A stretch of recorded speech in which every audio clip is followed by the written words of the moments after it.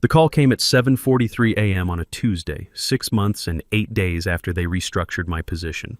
Klaus Hoffmann, heavy German accent, very polite. Mr. Mitchell, we have discovered a significant problem with Atlantic Industrial's compliance status. Are you available to discuss? I was drinking coffee in my little office above Murphy's Deli, watching the sunrise over Baltimore Harbor. 6 months earlier, I'd been Atlantic's compliance officer. Now I was about to find out they'd made a $425 million mistake.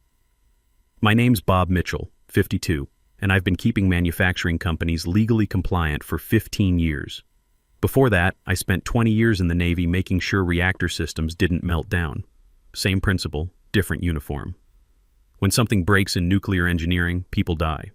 When compliance breaks in manufacturing, companies die. The day that started this whole mess was a Tuesday, too. Madison Hayes walked into our quarterly safety meeting and called my compliance team legacy overhead with pension plans. I knew right then Atlantic Industrial was heading for a cliff. Madison had that entitled MBA energy you see everywhere now. Designer blazer, fresh manicure, and the kind of confidence that comes from never actually failing at anything that mattered. CEO's niece, newly appointed Chief Innovation Officer, whatever that meant in a 127-year-old manufacturing company. She didn't shake hands when introduced. She gave finger waves and said things like digital transformation and operational agility while sipping a $12 green smoothie like she'd invented efficiency. Nobody asked her to present that day. Nobody stopped her either. She clicked through a PowerPoint titled Streamlining Legacy Functions, Phase 1. Phase 1, it turned out, was gutting my department. I'd been Atlantic's named SOC2 compliance officer for 8 years. That's 8 years of building safety protocols from scratch, watching regulatory changes sweep through manufacturing like hurricanes, documenting every nightmare scenario the EPA, OSHA, and FDA could throw at us. I had 3 external audits under my belt with 0 violations. My filing cabinets were organized like a Navy ship's inventory system. Everything labeled, dated, cross-referenced. Madison didn't even know what SOC2 meant. I watched her Google it during the meeting. That morning, she stood there grinning with her uncle's company credit card, called compliance an outdated support function, and suggested we automate oversight using AI solutions. My department was redundant, she said, overstaffed. My $78,000 salary plus $11,000 in benefits eliminated. That's $89,000 in annual savings, she bragged, almost a full marketing budget upgrade. Someone actually clapped. I didn't. I just capped my pen and asked, "Are we done here?" Madison left with her spreadsheet and a satisfied little nod. I went back to my office and opened a fresh binder. It wasn't anger, it wasn't even surprise, it was protocol, military habit. When someone's about to make a catastrophic mistake, you document everything and prepare for damage control. I started backing up files. Every access credential, every compliance designation, every legal document where my name appeared as the responsible authority. Most people at Atlantic didn't realize our entire regulatory framework still required my formal signature. Every quarterly filing, every safety certification, every audit response had Robert Mitchell listed as primary contact. No replacement had been designated. Nobody could replace me without board approval and formal reassignment paperwork filed within 21 calendar days. But Madison didn't know that. Her Uncle Chuck, the CEO, probably didn't either. At first I thought someone would pump the brakes. Maybe HR would hesitate. Maybe Chuck, who once called me the guy who keeps us out of federal prison, might speak up. But nothing. HR sent the reclassification paperwork 4 days later. My new title, Senior Administrative Coordinator. My security clearance was downgraded. My invitations to leadership meetings disappeared overnight. I nodded. No complaints. Even congratulated Madison when she bragged about hitting her first efficiency target. She actually gave me a thumbs up and called me Bobby M. So I printed the original SOC2 designation letter, the one signed by the board in 2019, and emailed it to my personal account with a timestamp. Then I printed 2 copies. One went into my home filing cabinet, the other into a binder labeled Regulatory Continuity, Archive Only, and quietly placed it in the legal department's storage room. 4th shelf, left side. I didn't tell anyone. See, people think revenge needs to be loud. Dramatic exits and angry speeches about being unappreciated. But nobody appreciates a landmine either, until someone steps on it. The real beauty was in Section 12.3 of our business continuity plan. a clause I'd added 3 years ago after watching a competitor get hammered with $4.2 million in fines for improper compliance handoffs. It stated that any change to the named compliance officer must be formally reassigned by board resolution within 21 calendar days, or the designation becomes legally invalid retroactive to the vacancy date. Manufacturing compliance fines start at $15,000 per day for minor violations. After 90 days of continued violation, they escalate to $35,000 per day. The math gets ugly fast. Madison had no idea. Legal hadn't checked. Chuck just signed off on the efficiency report without reading the details. 6 weeks after the streamlining, I submitted my resignation. Clean and simple. Effective 14 days from today, I will be stepping down from my position at Atlantic Industrial Group. That's it. No drama, no exit interview demands, no company-wide email about being undervalued. They processed it like routine paperwork, disabled my access by end of day. The IT ticket was so rushed they misspelled my name and forgot to update the compliance registry. My daughter Emma called that night to check on me. She's a junior at Penn State studying engineering. Smart kid. Smarter than her old man in most ways, but she inherited my attention to detail. "Dad, you sure about this?" she asked. "What about my tuition? Spring semester's coming up. Trust me, sweetheart, this is going to work out. Your old man didn't spend 20 years in the Navy without learning how to plan for contingencies. Sounds like you've got something up your sleeve, just following proper procedures. Sometimes that's all it takes."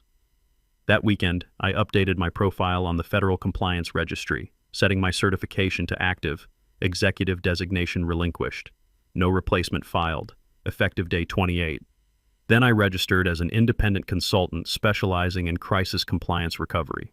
24 hours later, my phone started ringing. By Monday, I had 4 serious inquiries, 2 from law firms representing companies in regulatory trouble, 1 from a boutique consulting group, and 1 from a German manufacturing conglomerate that specialized in acquiring American mid-market manufacturers. That last one made me smile. Across town, Atlantic hummed along without missing a beat. No exit procedures, no knowledge transfer, no replacement training. Madison was already planning phase 2 of her optimization strategy. Chuck started talking about the company's new agility mindset in industry interviews. Nobody noticed the compliance clock ticking toward day 22. I set up shop in a small office above Murphy's Deli on Charles Street. 2 desks, a coffee maker that worked half the time, and a view of the harbor. Rent was $800 a month. My first consulting contract paid $285 per hour. The math worked better than my old salary. Every morning I'd walk downstairs and get coffee from Murphy, old Irish guy who'd run the place for 30 years. We'd talk about the Orioles, the weather, sometimes about business. He knew I'd left Atlantic but didn't pry. Military guys understand when someone doesn't want to talk about work. Day 43 of Atlantic's compliance violation, I got a call from a manufacturing company in Ohio. Their compliance officer had quit without notice, and they were facing a regulatory audit in 6 weeks. Panic mode. I quoted them $350 per hour plus expenses for a 4-week emergency engagement. They said yes before I finished the sentence. Day 67, I was on a plane to Texas helping a chemical manufacturer navigate an EPA investigation. Their previous compliance team had missed a filing deadline. The potential fines were in the millions. My job was to reconstruct their documentation trail and prove good faith compliance efforts. Military precision and attention to detail. Same skills, different battlefield. Day 89. The escalating fine structure kicked in for Atlantic. Not that anyone there knew it yet. Manufacturing compliance violations become exponentially more expensive after 90 days. The daily penalty jumped from $15,000 to $35,000. Still invisible, still accumulating, still retroactive today, 22. Day 95, I was back in Baltimore when Emma called with news. She'd been accepted into Penn State's Accelerated Compliance Engineering program. New field, growing demand, excellent job prospects. "Guess who inspired me to look into it?" she said. "Your old man's rubbing off on you. More like I realized there's job security in keeping people out of trouble. Plus, the starting salaries are really good." Day 120, Atlantic announced the deal of the century. Press release went out at 9 a.m. Atlantic Industrial Group to be acquired by Braun Industries for $425 million. The story made the Baltimore Business Journal front page. Chuck was quoted extensively about Atlantic's innovative operational transformation under new leadership. Madison was quoted too. She'd positioned herself as the architect of Atlantic's lean operational model that attracted international attention. The article mentioned her strategic elimination of redundant legacy functions as a key factor in Braun's interest. I read it over my morning coffee at Murphy's. The old man saw me smiling at the newspaper. "Good news?" he asked. "You could say that. Sometimes patience pays off." Day 135, the due diligence team from Braun Industries arrived in Baltimore. Professional, thorough, and led by a woman named Dr. Ingrid Weber, who spoke 5 languages and had the kind of attention to detail that made German engineering legendary. Her team included Klaus Hoffmann, a compliance specialist who'd spent 15 years auditing American acquisitions for European companies. They spent the first week reviewing financial records, operational metrics, and safety protocols. Everything looked clean. Madison had prepared beautiful presentations about streamlined operations and reduced overhead. The numbers were impressive. The timeline was aggressive. Chuck had already started talking about integration plans. Braun's executives were optimistic. This looked like exactly the kind of lean, efficient American manufacturer they wanted in their portfolio. Atlantic's management team was confident. Legal had reviewed everything twice. The deal was on track for closing in 2 weeks. Day 149. Exactly 21 compliance cycles since my designation had been terminated without replacement. Klaus Hoffmann was in Atlantic's legal archive room, cross-referencing regulatory filings with personnel records. Routine due diligence, nothing unusual. He wasn't looking for problems, just verifying that all certifications were current and properly maintained. That's when he found my binder. 4th shelf, left side, exactly where I'd left it 4 months earlier. Regulatory continuity, archive only. Klaus opened it and started reading. The original SOC2 designation letter, the business continuity plan with section 12.3 highlighted, the timeline requirements, the board resolution from 2019 that was never superseded. Klaus spent an hour going through every document, then he cross-referenced the dates with Atlantic's current compliance registry. Then he called Dr. Weber. The math was simple and brutal. Day 22 through day 148 equals 127 days of compliance violation. First 90 days at $15,000 per day equals $1.35 million. Remaining 37 days at $35,000 per day equals $1,295 million. Total exposure, $2.645 million, and climbing at $35,000 per day until resolved. But it got worse. Because no replacement had been designated, every regulatory filing, every safety certification, every compliance document submitted during those 127 days was legally invalid. Atlantic had been misrepresenting its regulatory standing to customers, insurers, and potential buyers for over 4 months, including Braun Industries. Day 149, Thursday morning, 9:15 a.m. Klaus Hoffmann walked into the Atlantic boardroom carrying a folder that would destroy everything Madison had built. "Who is Robert Mitchell?" he asked, setting the folder on the conference table. Madison looked confused. "He used to work here. We restructured his position last year as part of our operational optimization. But he is still listed as your named SOC2 compliance officer," Klaus said, opening the folder. "According to your federal registry in this documentation, he remains the designated authority for all regulatory filings." Chuck leaned forward. "That's impossible. We handled his transition months ago." Klaus wasn't smiling. "Where is the board resolution replacing him? The formal reassignment documentation? The updated federal notifications?" Silence. Madison started typing frantically on her phone. Chuck was already reaching for his. Legal was called out of another meeting. HR scrambled to find records that didn't exist. We assumed the transition was automatic when we restructured his role. Someone from HR offered weekly. Klaus shook his head. "Federal compliance designations are never automatic. They require explicit board action and formal replacement within 21 calendar days. You have been operating without valid compliance authority for exactly 127 days, over 6 complete compliance cycles." Dr. Weber, who had been quietly reviewing Klaus's findings, looked up from her laptop.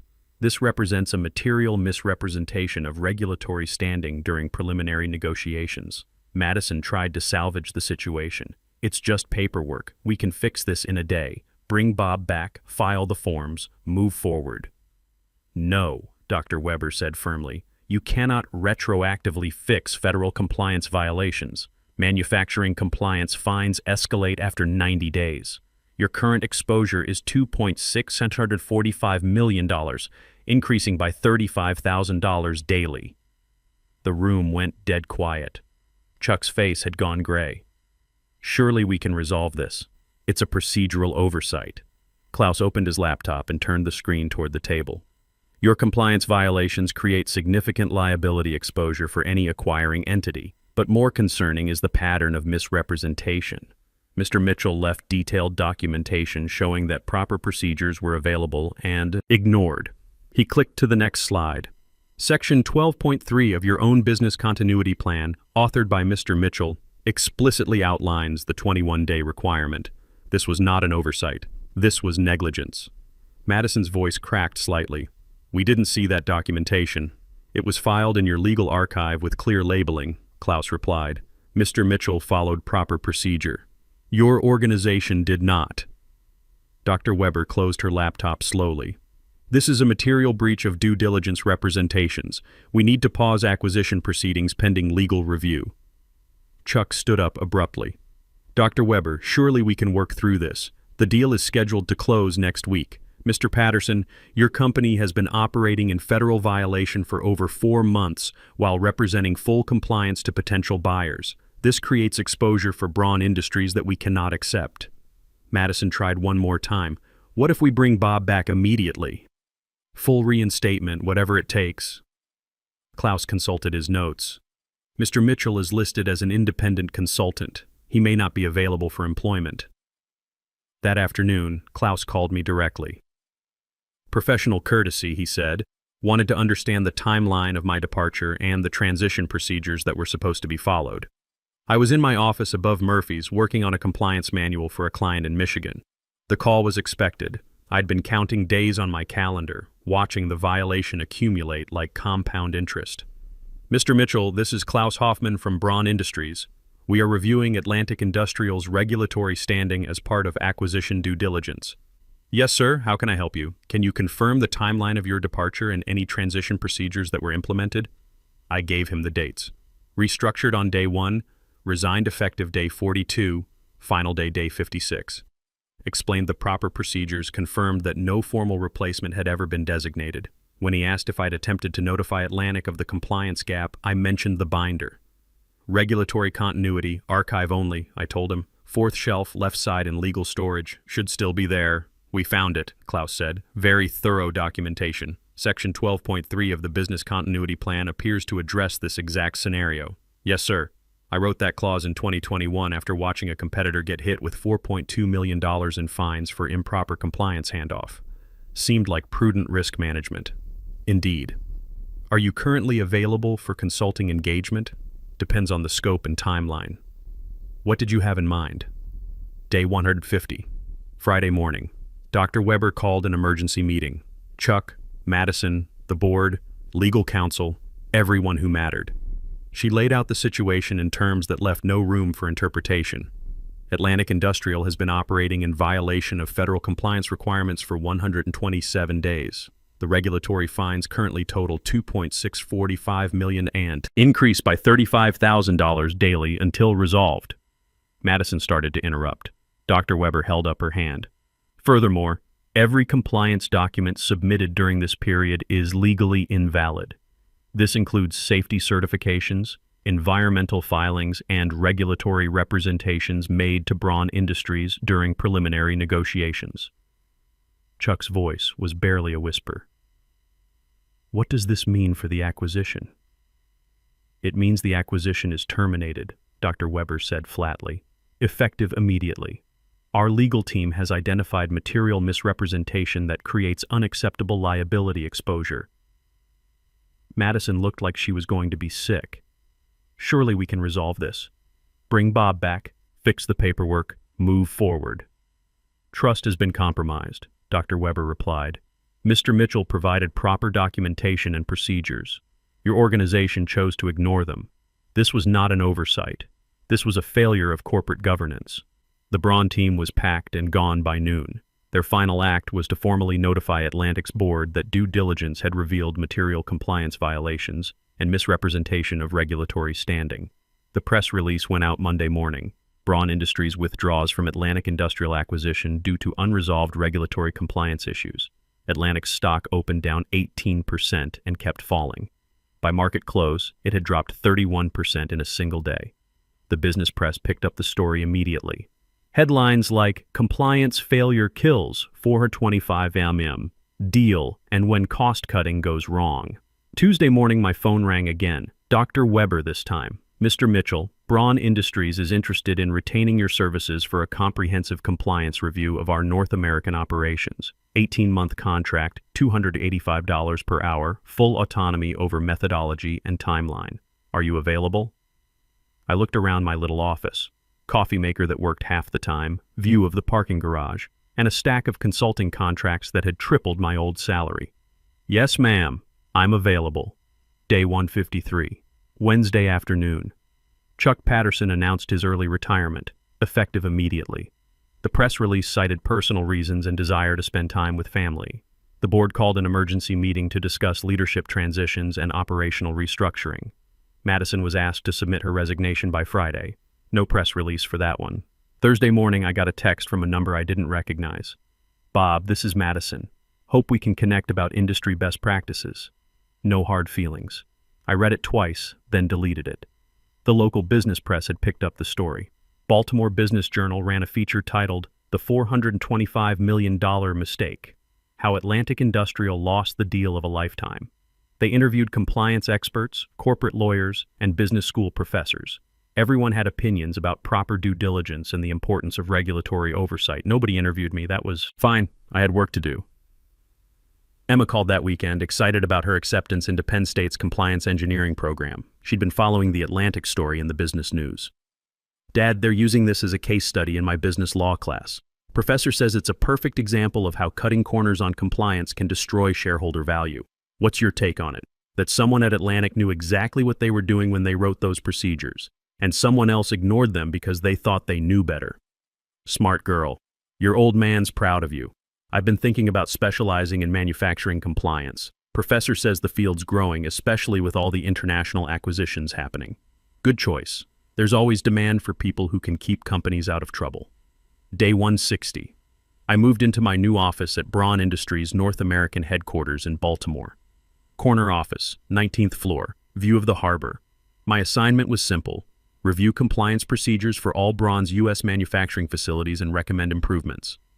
The work was familiar, but the scale was impressive. 12 manufacturing plants across 8 states, each with different regulatory requirements and local compliance challenges. Braun wanted a unified system that could handle federal oversight, state regulations, and international standards. I spent the first month traveling.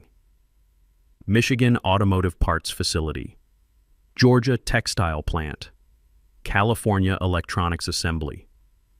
Each location had its own compliance officer, each with different backgrounds and approaches. Some were excellent, some were adequate. A few needed serious help. The pattern was consistent, though.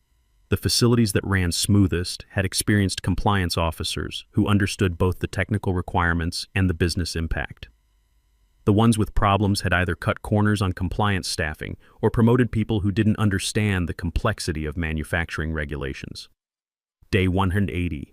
Atlantic Industrial was officially delisted from the Baltimore Stock Exchange. The company had been sold in pieces to various buyers, none of whom wanted the compliance liability that came with the corporate entity. The original headquarters building was leased to a tech startup. Most of the manufacturing equipment went to a competitor in Ohio. The final regulatory settlement was announced the following week. Atlantic's insurance covered most of the $3.1 million in fines, but the company's reputation was finished. Chuck moved to Florida. Madison's LinkedIn profile said she was exploring new opportunities in operational excellence consulting. Day 220. I was reviewing Braun's Ohio facility when the plant manager mentioned they'd hired several former Atlantic employees. "Good people," he said, experienced machinists and engineers who'd been casualties of the downsizing. "What about management?" I asked. "Couple of supervisors, but we were careful." "About compliance roles. Our legal team flagged the Atlantic situation. Anyone involved in that mess was automatically disqualified. Day 365. 1-year anniversary of my restructuring at Atlantic. I was sitting in my Braun office, reviewing the final compliance report that would wrap up my contract. 12 facilities, unified procedures, 0 regulatory violations, projected annual savings of $2.3 million through improved efficiency and reduced legal exposure. Dr. Weber had already asked about extending the contract. Braun was expanding their U.S. operations and wanted me to help evaluate potential acquisitions. The work was interesting, the pay was excellent, and the company actually valued compliance expertise. My phone buzzed with a text from Emma. She'd just finished her junior year and was starting a summer internship with a compliance consulting firm in Philadelphia. Following in Dad's footsteps, she wrote, "Turns out there really is job security in keeping people out of trouble." That evening, I walked down to Murphy's for coffee. The old man was closing up but poured me a cup anyway. "How's the new job?" he asked. "Can't complain. Turns out experience is worth something after all." Funny how that works. My dad ran this place before me, his dad before him. 3 generations of Murphy's Deli. You know what they all said? "What's that?" "The customer who fires you for doing your job right wasn't worth having anyway." I laughed. "Your family's got good instincts." Speaking of instincts, you see that article in yesterday's paper? Atlantic's old building sold again, 3rd time in 6 months. No one wants to stay there long. Some buildings get a reputation, some people too. Word gets around in business. Company that fires their compliance officer to save money. Other companies remember that, makes them careful about who they hire from there. Day 400. Klaus Hoffmann called with news. Braun had identified another acquisition target, a mid-size manufacturer in Pennsylvania.